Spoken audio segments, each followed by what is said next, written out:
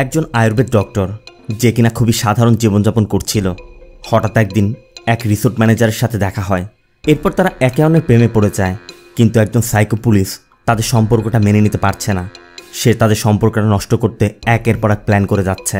কিন্তু কেন সে এমনটা করছে, সে কিসের বদলা নিচ্ছে, জানলে আপনিও চমকে উঠবেন। হ্যালো ফ্রেন্ডস, দিস ইজ প্লাবন অ্যান্ড ওয়েলকাম টু প্লাবন ওয়ার্ল্ড। বলছি 2024 সালে তামিল ভাষায় মুক্তি পাওয়া ড্রামা থ্রিলার মুভি রাসাবাতির কথা। মুভির শুরুতে আমাদের একটি ঘটনা দেখানো হয়।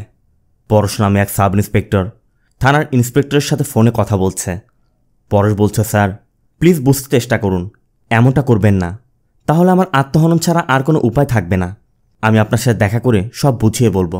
কিন্তু ইন্সপেক্টর বলে, দেখো পরশ, তোমার সব বাহানা আমি বুঝি। তুমি এমন একটা প্ল্যান বানিয়েছ যে ঘটনার সময় তুমি বাসায় ছিলে না। আমার কাছে সব তথ্য প্রমাণ আছে। তোমাকে আজ রাতে ডিউটিতে আসতে হবে না, কাল সকালে সোজা এসপি অফিসে গিয়ে দেখা করবে। আজ রাতে আমি সব তথ্য প্রমাণ এসপি স্যারের কাছে সাবমিট করব। পরশ আবারও বলে, তাহলে তো স্যার আমাকে আত্মহনন করতে হবে। ইন্সপেক্টর বলে, তুমি যে ক্রাইম করেছ তার জন্য তোমার মৃত্যুদণ্ড হবে, না হলেও তো যাবজ্জীবন কনফার্ম।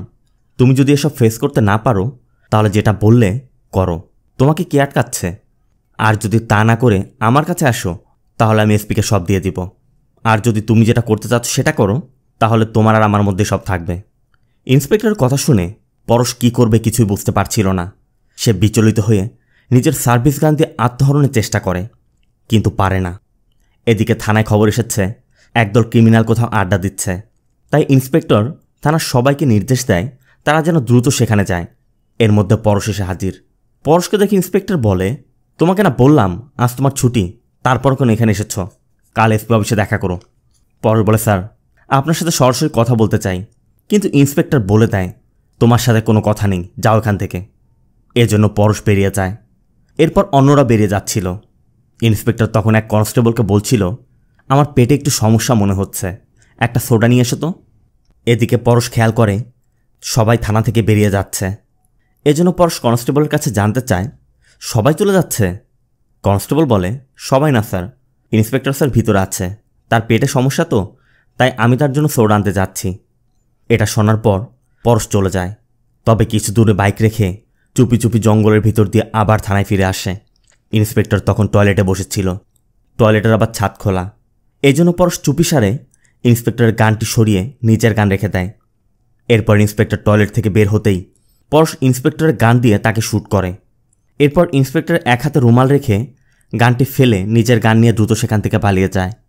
আর সবাই এসে মনে করে ইন্সপেক্টর হয়তো গান পরিষ্কার করতে গিয়ে অ্যাক্সিডেন্টালি শ্যুট হয়ে মারা গেছে। এতে করে পরশও বেঁচে গেল। তবে এক্স্যাক্টলি কী ঘটেছিল যে জন্য পরশ ইন্সপেক্টরকেও মেরে ফেলল, তা জানতে হলে শেষ পর্যন্ত দেখতে হবে। সিন চলে যায় এই ঘটনার 10 বছর পর। ভারতের কোরাইকানাল জায়গাটি পাহাড়ি এলাকা হওয়ায় সারা বছরই এখানে ট্যুরিস্টের আনাগোনা থাকে। ইনি হচ্ছেন আয়ুর্বেদ চিকিৎসক সদাশিব পান্ডিয়ান, ডাকনাম শিবা। শিবা গ্রামে গ্রামে ঘুরে পাহাড়ি বিভিন্ন গাছপালার পাতা, বীজ এবং মূল সংগ্রহ করে এবং তা দিয়ে ওষুধ তৈরি করে। গ্রামের লোকেরাও শিবাকে অনেক সম্মান করে। শিবা ওষুধ বানানোর উপকরণ সংগ্রহ করে এক মহিলার ট্রিটমেন্ট করাতে যায়। এই মহিলাটি শিবার খুবই পরিচিত। শিবা তাকে বলছিল, ঘরে বসে না থেকে একটু হাঁটাহাঁটি করতে হবে। মহিলা বলে, তোমার কথা তখনই শুনব যখন তুমি আমার কথা শুনবে। শিবা জানতে চায় কি? মহিলা বলে, একটা বিয়ে করো। শিবা বলে, আপনি তো আমার সব কিছুই জানেন, আমাকে বুঝবে এমন একজন যেদিন পাবো আমি বিয়ে করে নেব। এরপর শিবা বের হচ্ছিল। তখন শিবাকে খুঁড়িয়ে হাঁটতে দেখে একটি বাচ্চা ছেলে জানতে চায়, আপনার পায়ে কি হয়েছিল? শিবা তখন একটু থমকে দাঁড়ায়। এরপর মুচকি হেসে বলে, বাইক অ্যাক্সিডেন্ট করেছিলাম। বলে শিবা বেরিয়ে যায়। শিবা শুধু একজন চিকিৎসকই নয়, একজন প্রকৃতিপ্রেমী, একজন ভালো মনের মানুষ। শিবা যাওয়ার সময় দেখে একটি জায়গায় কিছু মদের বোতল আর চিপসের প্যাকেট পড়ে আছে। তাই কারোর জন্য অপেক্ষা না করেই নিজেই সেগুলো পরিষ্কার করতে শুরু করে। এর মধ্যেই কয়েকটি ছেলে আসে যারা মূলত এখানে বসে আড্ডা দিয়েছিল, আর তাদের ফোনটি হারিয়েছে, সেটা খুঁজতে তারা এসেছে। শিবা জানার পর তাদেরকেও বোঝায় তারা যেন এভাবে আবর্জনা না ফেলে রাখে। ফোনটি তাদের গাড়িতেই পাওয়া গেলে তারা চলে যায়। আর তখনই এখান দিয়ে একটি বাস যাচ্ছিল। শিবা খেয়াল করে একটি মেয়ে জানালার পাশে বসে কাঁদছে। শিবা ইশারায় মেয়েটির চোখের জল মুছতে বলে। শিবার মুখে মাস্ক দেখায় মেয়েটির চেহারা দেখতে না পারলেও মেয়েটি শিবার হাতে ট্যাটুটি দেখতে পায়। আর একটু পরে আমরা দেখতে পাই সেম ট্যাটু ওই মেয়ের হাতেও আছে। এই মেয়েটির নাম সুরিয়া। সুরিয়া বেঙ্গালুরু থেকে আজ এখানে এসছে। সুরিয়া মূলত এখানে একটি রিসোর্টে ম্যানেজার হিসেবে যোগদান করতে এসেছে।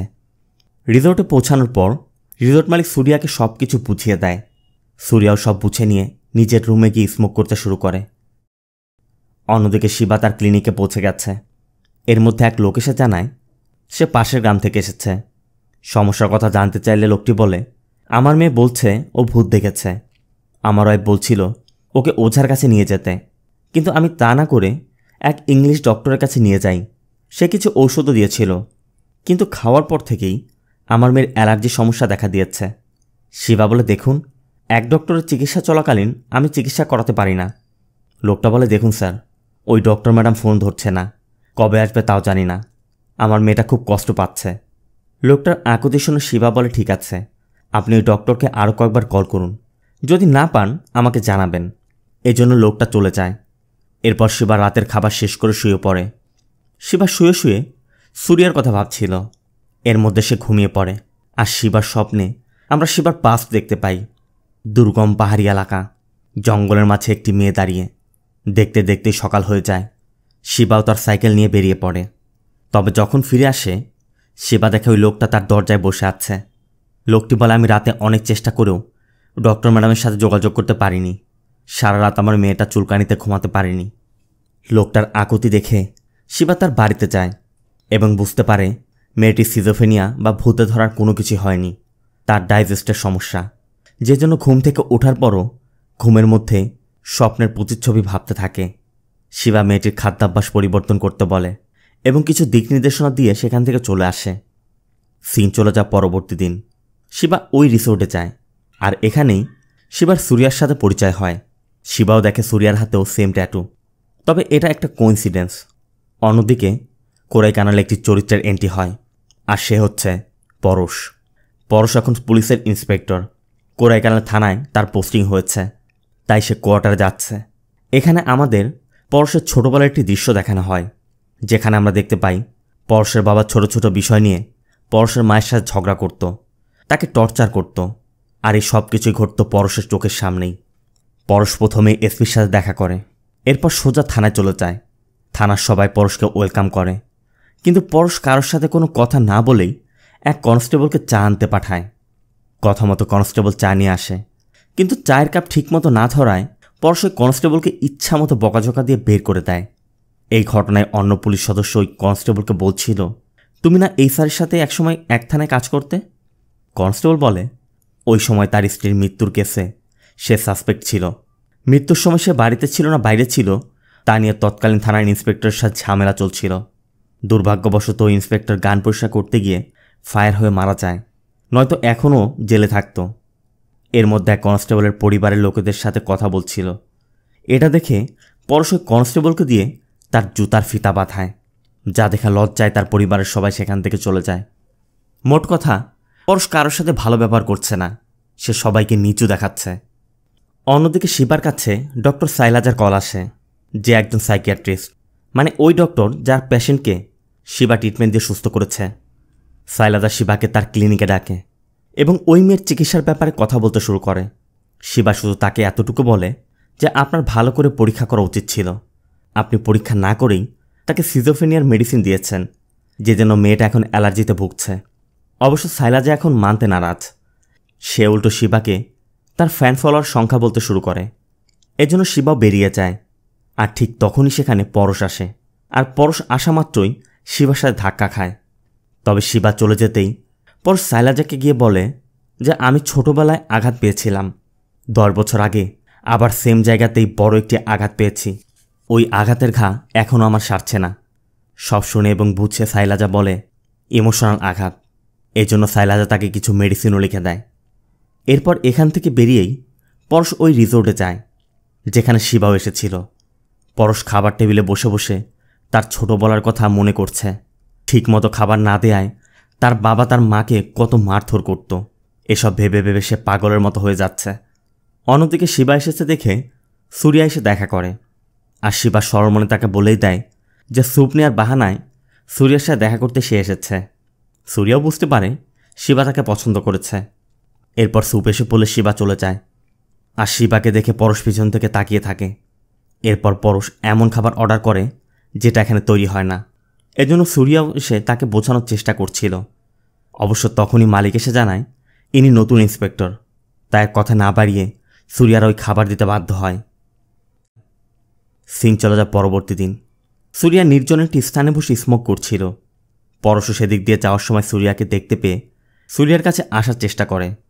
অবশ্য সুরিয়া তাকে ইশারা করে বুঝিয়ে দেয় যে আপনার আসার দরকার নেই, আমি এখানে একটু একা সময় কাটাতে চাচ্ছি। এতে করে পরশু একটু অপমান বোধ করে সেখান থেকে চলে যায়। আর এর ঠিক কিছুক্ষণ পরই শিবা আসে। শিবা আসার পর তারা বেশ কিছুক্ষণ এখানে বসে আড্ডা দেয়। এরপর শিবা বলছিল চলো তোমাকে ড্রপ করে দেই, কিন্তু সুরিয়া বলে চলো তোমার বাড়িতে যাই। তবে শিবার বাইকে সুরিয়াকে দেখা মাত্রই পরশ যেন আগুনের মতো জ্বলে উঠছে। এরপর শিবা সুরিয়াকে তার বাড়িতে নিয়ে যায়, মানে তার ক্লিনিকে। তারা দুজন অনেক আড্ডা দেয়। শিবা দুজনের জন্য রাতের খাবার রান্না করে। তবে ডিনার শেষে সুরিয়া এখানেই ঘুমিয়ে পড়ে। সিন চলে যায় পরবর্তী দিন।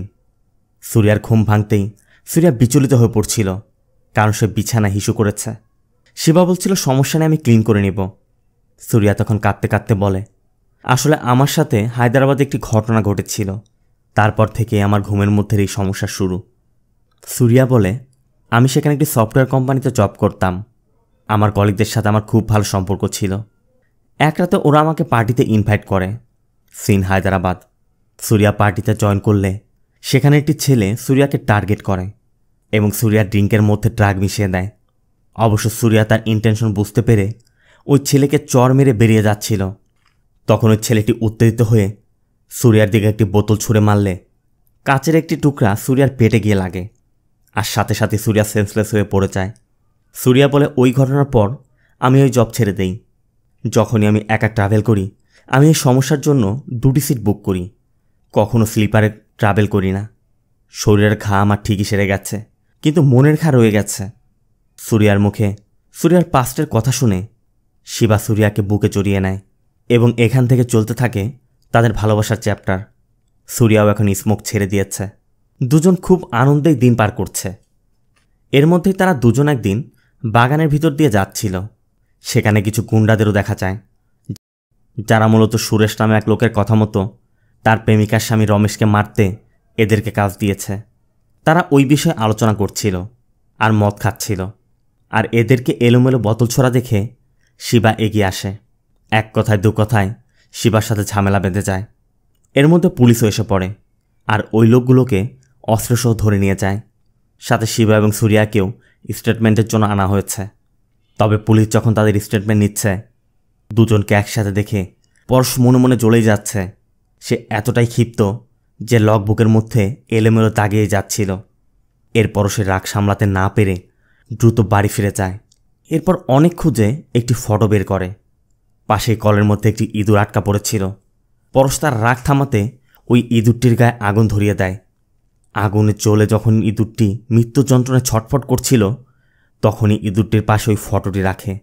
আর এখানে আমরা দেখতে পাই ফটোটি শিবার ফটো। তবে শিবার সাথে পরশের কিসের শত্রুতা একটু পরে আপনারা জানতে পারবেন। সিন চলে যায় পরবর্তী দিন। পরশ শিবার ক্লিনিকে এসে বলে আমার কাছে তথ্য আছে, তুমি এখানে আসা ট্যুরিস্টদের কাছে ম্যাজিক মাশরুম বিক্রি করো। শিবাও বুঝতে পেরে বলে দেয় আগে ভালো করে ইনকোয়ারি করে তারপর আসবেন। অবশ্য শিবা বুঝতে পারছে না পরশ কেন তার পিছে পড়েছে। পরশ সেখান থেকে থানায় ফিরে দেখে ওই ছেলেগুলোকে তখনও টর্চার করা হচ্ছে। তবে টর্চার সহ্য করতে না পেরে তারা বলে দেয় তাদেরকে কে পাঠিয়েছে। আর সেই তথ্য পাওয়া মাত্রই পরশ ডক্টর সাইলাজাকে কল করে, কারণ এই সাইলাজা তার বয়ফ্রেন্ড সুরেশকে সাথে নিয়ে তার স্বামী রমেশকে মারতে লোক পাঠিয়েছিল। ওই রাতেই পরশ সাইলাজার সাথে দেখা করে। সাইলাজাও সব স্বীকার করে নেয় এবং জানতে চায় আমি কিভাবে আপনার হেল্প করতে পারি। পরশ শুধু মুচকি হাসে আর এরপর সাইলাজাকে নিয়ে তার ঘরের সকল কাজ করাতে শুরু করে। এরপর পরশ যখন ডিউটিতে যায় সে আবারও শিবার সুরিয়াকে একসাথে দেখে। এজন্য সে শিবার বাড়িতে একজন প্রস্টিটিউট পাঠায়। আর ওই প্রস্টিটিউট সুরিয়ার সামনেই এমন একটা ভাব করে সে অনেক দিন যাবৎ এখানে আসা যাওয়া করে। অবশ্য শিবা বুঝতে পেরে মেয়েটির হাত ধরে বলে দেখো ও এমন মেয়ে না যে তোমার কথায় ইমোশনাল হয়ে যাবে। কে পাঠিয়েছে সত্যিটা বলো। মেয়েটি তখন বলে দেয় তাকে ইন্সপেক্টর পাঠিয়েছে, কিন্তু ইন্সপেক্টর এমন কেন করছে তা তাদের কারোরই বোধগম্য নয়। অন্যদিকে পরশ সাইলাজাকে দিয়ে তার হেড ম্যাসাজ করাচ্ছিল। পরশ জানতে চায়, স্বামীকে কেন মারতে যাচ্ছিলে? সাইলাজা বলে, আমি একজন সাইকিয়াট্রিস্ট। রমেশ অনেক বড় লোক দেখে আমি তাকে বিয়ে করেছিলাম, কিন্তু এরপরে আমি বুঝতে পারি ও আমাকে ছোট করে দেখে। এজন্য আমি ডিভোর্সও চেয়েছি, কিন্তু ও রাজি হয়নি। পরশ বলে, এজন্যই বয়ফ্রেন্ড সুরেশের সাথে ঘুরে বেড়াতে, তাই না? আমি তোমার সাথে কথা বলছি আর আমার মাথার ভিতর আমার বাবা মায়ের ঝগড়া ঘুরে বেড়াচ্ছে। সিন ফ্ল্যাশব্যাকে পরশের বাবা একদিন বলছিল, স্কুলে থাকতে অমুক ছেলের সাথে মেলামেশা করতে, তাই না? পরশের মা বলে ওঠে, ঝগড়ার মাঝে আমাকে সন্দেহ করে এসব বলছো কেন? আমি নিজের গায়ে আগুন দিয়ে মরে যাব কিন্তু। পরশের বাবা বলে, আগে গিয়ে মর, তারপর বল। আর তখনই পরশের মা নিজের গায়ে কেরোসিন ঢেলে আগুন দিয়ে দেয়, এমনকি নিজের সাথে পরশের বাবাকেও জ্বালিয়ে দিয়েছিল। পরশ শুধু চোখ দিয়ে এই দৃশ্য দেখছিল। পরশ বলে, 32 বছর আগের ঘটনা, কিন্তু এখন আমি যখন একা থাকি ওই সব কিছু আমার মাথার মধ্যে ঘুরঘুর করতে থাকে। আমি কাউকে সুখী দেখতে পারি না। যে লোকটা আমার জীবনটাকে তছনছ করে দিয়েছে সে আমার চোখের সামনে সুখে শান্তিতে ঘুরে বেড়াচ্ছে। এরপর পরশ রিসোর্টে গিয়ে সূর্যার সাথে দেখা করে। পরশ সূর্যাকে বলে, তুমি যার সাথে সময় কাটাচ্ছ তার পাস্ট জানো? ও তো 3 বছর যাবৎ এখানে আছে। এর আগের 8 বছরও কোথায় ছিল ওকে জিজ্ঞেস করে দেখো। তুমি শিক্ষিত মেয়ে, সুন্দরী মেয়ে, কিছু করার আগে ভেবে চিন্তা করো। পরশের সব কথা শোনার পর সূর্যা ওই রাতে শিবাস ক্লিনিকে যায় এবং শিবাকে বলে, দেখো শিবা, তোমাকে আমি ভালোবেসে আমি আমার পাস্টের সব কথা তোমাকে বলেছি, তাই তোমার কিছু গোপন থাকার কথা নয়। আমি তোমার পাস্ট সম্পর্কে জানতে চাই। সূর্যার কথা শুনে শিবা বলে, আমার বাবা মারা যাওয়ার পর আমরা আমার দাদার কাছে চলে যাই। আমি সেখানে পড়াশোনা করি। আমার মায়ের ক্যান্সার ধরা পড়লে সেও মারা যায়। আমি দাদার কাছেই বড় হই। সিদ্ধা মেডিসিন আর মার্শাল আর্ট ছিল আমাদের বংশীয় রীতি। আমি দাদার কাছ থেকে সব শিখি। এরপর দাদা মারা যাওয়ার পর আমি সিদ্ধা মেডিসিনে পিএইচডি করতে মথুরায় চলে যাই। সেখানে আগে থেকেই আমার স্কুল ফ্রেন্ডরা ছিল। আমি তাদের সাথেই থাকতে শুরু করি। শিবা মথুরায় গিয়ে ডক্টর রামমোহনের ক্লিনিকে ইন্টার্ন করতে শুরু করে। রামমোহন ছিল খুবই ভালো মনের মানুষ, আর রামমোহনের মেয়ে চন্দ্রার সাথে শিবার রিলেশন হয়ে উঠেছিল। চন্দ্রাও ছিল একদম পাগলি, মানে কোনো কিছু তোয়াক্কা করতো না। অবশ্য চন্দ্রার মা একটু আন্দাজ করতে পারছিল। তারপরও চন্দ্রার এসব দেখার সময় কোথায়? সে পাগলের মতো শিবাকে ভালোবাসে, আর এমন একটা পাগলি জীবনে পাওয়া ভাগ্যের ব্যাপার। শিবা তার সব থেকে কাছের বন্ধু ইলানগুর বাড়িতেই থাকত। ইলানগু ছিল একজন লয়ার, আর ইলানগু তার ছোট বোনকে নিয়ে এখানে থাকে। একদিন রাতের খাবার খেতে খেতে ইলানগু শিবাকে বলছিল যে চন্দ্রাকে বিয়ে করে ফেল, কিন্তু শিবা বলে, আসলে ওর বাবা জানলে নিজের স্বেচ্ছায় আমার সাথে বিয়ে দিবে, কিন্তু ওর মা একটু অন্য মনের মানুষ। এর মধ্যেই পাহাড়ের উপর বিস্ফোরণ হয়, আর একটি পাথরের টুকরা এসে একটি বাড়ি ভেঙে যায়। সাথে সাথে ইলানগু গ্রামের সবাইকে একত্র করে, কারণ বড় নেতারা পাহাড় ধ্বংস করে সেখানে বাণিজ্যিক ভবন নির্মাণ করছে। আর এভাবে যদি পাহাড় ধ্বংস করা হয়, একসময় এখানে বসবাসের উপযোগী থাকবে না। তার সাথে এখানে জীববৈচিত্র্য নষ্ট হয়ে যাবে। এজন্য ইলানগু সবাইকে একটি পিটিশনে সাইন করতে বলে, যাতে পাহাড় ধ্বংস বন্ধ করা যায়। কিন্তু তাদের মধ্যেই গোপাল নামে একজন ছিল ওই নেতাদের গুপ্তচর। সে সাথে সাথে ওই নেতাদের খবর দিয়ে দেয়। নেতাও তখন চিন্তা করে, যদি পিটিশনের কারণে স্টে অর্ডার আসে, তার এত টাকার প্রজেক্ট বন্ধ হয়ে থাকবে। তাই সে ইলানগুকেই সরানোর প্ল্যান করে। তবে সে বলে, যদি এমনিতেই খুন করি তাহলে মানুষের মধ্যে হিরো হয়ে যাবে। প্রথমে ওর ইমেজ নষ্ট করতে হবে। কথা মতো গোপাল কাজে লেগে পড়ে। পরবর্তী দিনই ইলানগুর সেবা কোর্টে যাওয়ার জন্য বাসের অপেক্ষা করছিল। তখনই গোপাল এসে ইলানগুর সাথে একা কথা বলতে চায়। এজন্য শিবা একটু সামনে গিয়ে দাঁড়ায়। এরপর গোপাল ইলানগুকে বলে, বস তোমার সাথে কথা বলে ঝামেলা মেটাতে চায়, এটা তোমারই লাভ হবে। কিন্তু ইলানগু সোজা বলে দেয়, তোমার বসকে কোর্টে যেতে বলো। আর বলা মাত্রই গোপালের ইশারায় গোপালের লোক ইলানগুর গলায় ছুরি চালিয়ে দেয়। এটা দেখে শিবা থামানোর চেষ্টা করতে গেলে তার হাতে গোপালের একজনের খুন হয়ে যায়। নেতাদের কথা মতো পুলিশ শিবাকে অ্যারেস্ট করে, আর খুনের কারণ দেখায় ইলানগুর বোনের সাথে অবৈধ সম্পর্কের বিষয় নিয়ে শিবা ইলানগুকে খুন করেছে। শিবার যাবজ্জীবন কারাদণ্ড হয়। আর এদিকে ওই নেতারা পাহাড় ধ্বংস করে তাদের কাজ শুরু করে দেয়, যে জন্য ধোঁয়ায় এখন গ্রামে বসবাস করাই কষ্ট হয়ে যাচ্ছে। এর মধ্যে একদিন শিবাকে একজন জানায় চন্দ্রার অমত থাকা সত্ত্বেও চন্দ্রার মা জোর করে চন্দ্রাকে বিয়ে দিয়েছে। এটা শোনার পর শিবা একদমই ভেঙে পড়ে। এরপর আবার জেলের মধ্যে এক গুন্ডা শিবার সামনে চন্দ্রাকে নিয়ে বাজে বাজে কথা বলছিল। এ কারণে দুজনের মধ্যে হাতাহাতি বেঁধে যায়। শিবা ইচ্ছামতো তাদেরকে পেটাতে থাকে, তবে পুলিশ বাধা দিতে এলে অসতর্কতাবশত শিবা পুলিশকে লাথি দিয়ে ফেলে দেয়। আর ওই পুলিশ অফিসার তার বদলা নিতে শিবাকে টর্চার করে পা ভেঙে দিয়েছিল, যে জন্য শিবা এখনও খুঁড়িয়ে হাঁটে। তবে শুধু তাই নয়, এরপর বহুদিন পর্যন্ত শিবার সাথে অমানবিক আচরণ করা হয়েছিল। শিবাও বদলাস্বরূপ প্রতিজ্ঞা করেছিল এই সমাজের জন্য সে ভালো কিছু করার চেষ্টা করবে। সিন প্রেজেন্টে সুরিয়া জানতে চায় ওই মেয়েটির কি হয়েছিল। শিবা শুধু বলে, আমি ওর সম্পর্কে কথা বলতে চাই না। তুমি সত্যিটা জানলে আমাকে ছেড়ে চলে যেতে পারো, এই ভয় আমি তোমাকে এতদিন বলিনি। আর শোনা মাত্রই সুরিয়া শিবাকে জড়িয়ে ধরে বলে, আমি কোথাও যাব না। এদিকে দূর থেকে পরশ সব দেখে যাচ্ছে। কোথায় দুজন আলাদা হবে, উল্টো ভালোবাসা গভীর হয়ে গেল। এটা কি মানা যায়? তবে সব কিছু জানার পর সুরিয়া শিবাকে বলে যে ইন্সপেক্টরের সাথে কথা বলে ঝামেলাটা মিটিয়ে নাও। এদিকে সাইলাজার স্বামী বারবার কল করছে। সাইলাজা পরশকে অনুরোধ করে যে এবার আমাকে যেতে দিন, সরকার লকডাউন ঘোষণা করতে যাচ্ছে। কিন্তু পরশ বলে, তুমি জানো কেন আমি তোমাকে এতটা পছন্দ করি? কারণ তুমি নিজে আত্মহনন না করে তোমার স্বামীকে মারতে চেয়েছ। আমার মাও যদি সেদিন নিজে না মরে আমার বাবাকে খুন করত, তাহলে আমি আমার মায়ের সাথে থাকতাম। এর মধ্যেই শিবা কল করে। শিবা সামনাসামনি কথা বলে সব মিটিয়ে নিতে চায়। এজন্য পরশ শিবাকে তার বাড়িতে ডাকে। কিন্তু এর মাঝে আবার এসপি কল করে জানায় সরকার লকডাউন ঘোষণা করে দিয়েছে। এখানে রিসোর্টে অবস্থানকারী সব ট্যুরিস্টদেরকে এখান থেকে বাড়িতে পাঠিয়ে দাও, আর বাইরের কেউ যেন এখানে থাকতে না পারে। পরশ চিন্তা করে এটাই মোক্ষম সুযোগ, এই সুযোগে দুজনকে আলাদা করা যাবে। তাই দ্রুত সে রিসোর্টে চলে যায়। এদিকে শিবা পরশের বাড়িতে এসে দেখে পরশ বাড়িতে নেই। তবে শিবা দরজার ফাঁকা দিয়ে উকি দিতেই দেখে দেয়ালে পরশের সাথে চন্দ্রার ছবি। তার মানে চন্দ্রা পরশের সাথে বিয়ে হয়েছিল। তবে চন্দ্রার সাথে কি হয়েছিল জানতে আমাদের পিছে ফিরে যেতে হবে। বিয়ের পরই পরশ খেয়াল করে চন্দ্রা বিয়েতে খুশি না, কেমন যেন তাকে অ্যাভয়েড করে যাচ্ছে। তারপরও চন্দ্রা মানিয়ে নেওয়ার চেষ্টা করছিল। পরশ যখন ডিউটিতে যায়, যাওয়ার সময় চন্দ্রাকে বলে যায় আশেপাশের মানুষগুলো মানে আমাদের প্রতিবেশীরা খুব একটা ভালো না, কারোর সাথে কথা বলবে না, দরজা বন্ধ করে ভিতরে থাকবে। চন্দ্রাও তাই করে। সারাদিন ঘরের কাজ শেষে জানালার পাশে দাঁড়িয়ে শুধু কান্না করে। আর একদিন পরশ সেটা দেখে ফেলে এবং চন্দ্রাকে ডেকে জানতে চায় তোমার মা কি জোর করে আমার সাথে তোমাকে বিয়ে দিয়েছে? নাহলে এমন ভাব করছো কেন? আবার চন্দ্রার রান্না করা খাবার খেয়ে পরশ বলতে থাকে তোমার মা তো বিয়ের আগে বলল তোমার রান্নার হাত খুব ভালো। এসব কি? মানে চন্দ্রার পদে পদে দোষ ধরতে শুরু করে। চন্দ্রা তার মনের কষ্ট কমাতে তার বান্ধবী মানে ইলানগুর বোনের কাছে কল করে সব বলতো, যে কেমন জীবন চেয়েছিল সে আর কেমন জীবন সে পার করছে। এর মধ্যে চন্দ্রা একদিন পরশকে জানায় যে বাড়ির কিছু জিনিসপত্র কিনতে হবে। পরশ চন্দ্রাকে সেগুলো দোকান থেকে নিয়ে আসতে বলে। এজন্য চন্দ্রা বাধ্য হয়ে টাকা নিয়ে দোকানে চলে যায়। আর পরশ এই সুযোগে চন্দ্রার ব্যাগ তল্লাশি শুরু করে।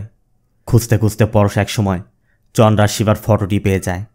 আর চন্দ্রা ফিরে আসা মাত্রই টেবিলে ফটোটি দেখেই বুঝতে পারে পরশ সব জেনে গেছে। পরশ চন্দ্রার কাছে জানতে চায় তুমি তো কোরাইকানাল গিয়েছিলে। চন্দ্রা বলে হ্যাঁ গিয়েছিলাম।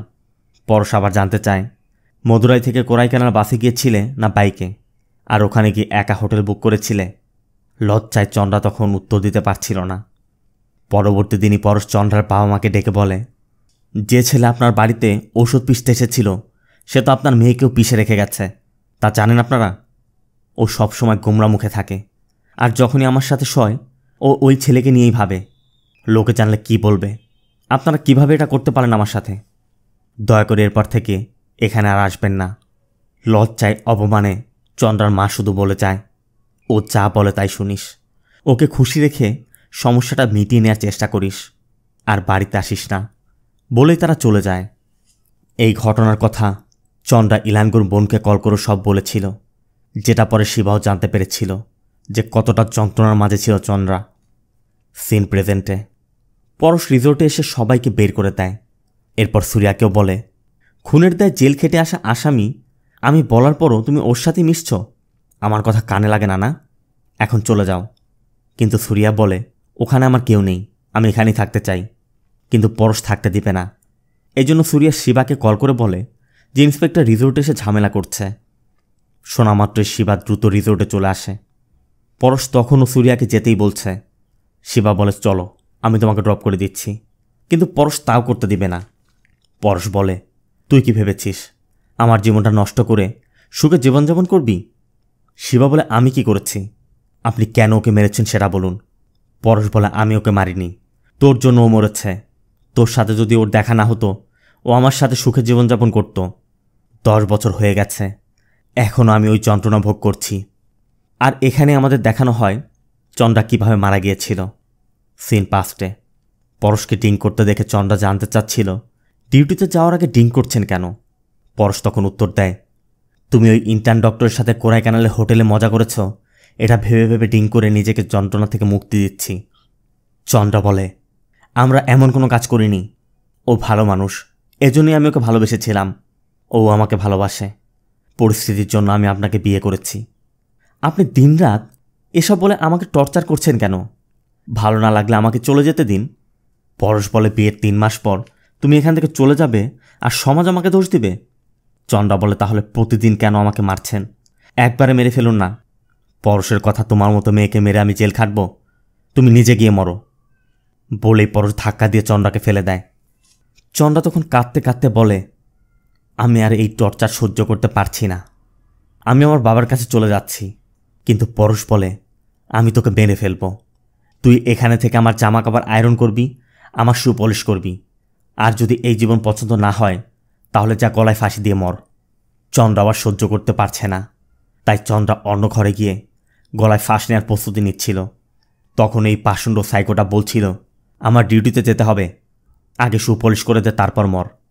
চন্দ্রা শুধু বলে আমি ওর সাথে শুইনি, কিন্তু এখন আফসোস হচ্ছে কেন এটা করলাম না। তুই ওর পায়ের ধরার সমকক্ষও না।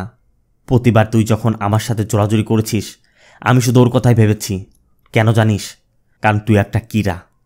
আমি এখন মরব, আর তুই যতদিন বাঁচবি প্রতিদিন মরবি। নিয়ে মারা যায়। পরশ বলে 10 বছর হয়ে গেছে, এখনও আমার নাকে প্রস্রাবের গন্ধ আসে। সব শুনে শিবা কাঁদতে কাঁদতে সুরিয়াকে বলে চলো। পরশ বলে আমার জীবনটা নষ্ট করে ওকে নিয়ে মজা করবি? বলেই সুরিয়াকে থাপ্পড় মেরে ফেলে দেয়। শিবাকেও মারতে মারতে বের করে আনে। শিবা তারপরও কিছুই বলছিল না। অন্য পুলিশ সদস্যরা বাধা দিতে এলেও পরশ গান দেখে তাদেরকেও সরিয়ে দেয়। অবশ্য সহ্যের সীমা পার হয়ে গেলে শিবাও বাধা দেয়। শিবা পরশের হাত থেকে গানটি নিয়ে পরশের মাথার পিছে আঘাত করে পরশকেই বেহুশ করে দেয়। এরপর অন্য পুলিশ সদস্যরা এসে সুরিয়া আর শিবাকে বলে তোমরা চলে যাও, এরকম খারাপ সাইকো অফিসারের সাথে কি করতে হয় আমরা জানি, আমরা বাকিটা দেখব, তোমরা চলে যাও। এই জন্য সুরিয়া শিবাকে নিয়ে চলে আসে। ওই ঘটনায় শিবার আঘাতে পরশ কোমায় চলে যায়, কারণ শিবা ভালো করে প্রশিক্ষণ পেয়েছিল শরীরের কোন অংশে আঘাত করলে কি হয়। এই জন্য তারা এখন শঙ্কামুক্ত। শিবা সুরিয়াকে নিয়ে তার জীবনযাত্রা শুরু করে। মুভিটিও এখানেই শেষ হয়। এই মুভির ভালো খারাপ দিক নিয়ে আমি বলবো না, তবে কিছু বিষয় না বললেই নয়। সংসার সুখ আনতে হলে স্বামী স্ত্রী দুজনকেই দুজনের গুরুত্ব দিতে হবে। পদে পদে দোষ ধরার অভ্যাস কখনোই সুখ দেয় না। মানুষের অনেক কঠিন পাস্ট থাকে, ঝগড়া বাঁধলেই সেগুলো তুলে ধরা, সেগুলো নিয়ে চর্চা করা, এটা কখনোই করা উচিত না। চন্দ্রার মতো অনেক মেয়েই প্রতিনিয়ত এমন টর্চার সহ্য করছে যারা হয়তো মারা যায়নি, কিন্তু প্রতিনিয়ত মৃত্যুর যন্ত্রণা ভোগ করছে। ভিডিওটি কেমন লাগলো কমেন্টে জানাবেন। ভিডিওটি ভালো লাগলে ভিডিওতে লাইক দিয়ে চ্যানেলটিকে সাবস্ক্রাইব করতে একদম ভুল করবেন না। দেখা হবে অন্য কোনো মুভি বা সিরিজের এক্সপ্লেনেশন ভিডিওতে। ততক্ষণ সব ভালো থাকবেন, সুস্থ থাকবেন। আল্লাহ হাফেজ।